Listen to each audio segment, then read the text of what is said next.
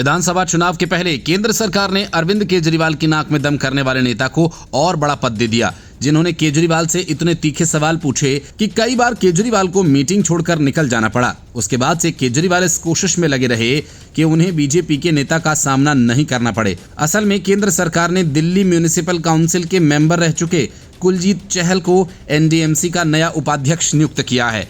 इस संबंध में केंद्रीय गृह मंत्रालय ने नोटिफिकेशन जारी किया। इससे पहले सतीश उपाध्याय एनडीएमसी के उपाध्यक्ष थे। गृह मंत्रालय द्वारा जारी अधिसूचना के मुताबिक अनिल वाल्मीकि, सरिता तोमर, दिनेश प्रताप सिंह को गैर आधिकारिक सदस्य के रूप में नामित किया गया है। माना जा रहा है कि कुलजीत चहल की पदोन्नति के पीछे एनडीएमसी की बैठक में आम आदमी पार्टी के राष्ट्रीय संयोजक और पूर्व मुख्यमंत्री अरविंद केजरीवाल के सामने जनहित से जुड़े सवाल उठाना है, जिसकी वजह से कई बार केजरीवाल असहज होकर बैठक को बीच में छोड़कर जा चुके हैं। शीश महल के मामले में कुलजीत चहल ने जब केजरीवाल को भरी महफिल में घेरा था, तब केजरीवाल झटपट बैठक छोड़कर बिना कोई जवाब दिए चले गए।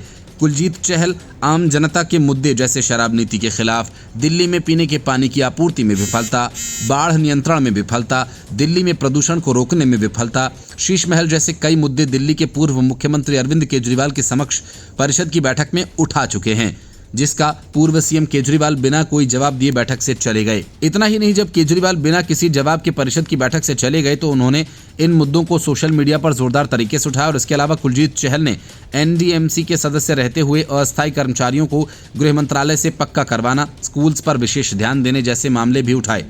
कुलजीत चहल ने एनडीएमसी बैठक की धारा 8 के तहत 3 प्रस्ताव पेश किए, जिसमें अरविंद केजरीवाल की इन बैठकों में मौजूदगी पर जोर दिया गया और कहा गया कि ऐसा न करने पर वे परिषद के सदस्य नहीं रहेंगे।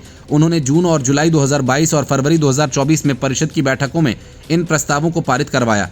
एनडीएमसी अधिनियम की धारा 8 के अनुसार तत्कालीन मुख्यमंत्री अरविंद केजरीवाल को अपनी सदस्यता बचाने के लिए हर तीसरी परिषद बैठक में भाग लेना अनिवार्य था।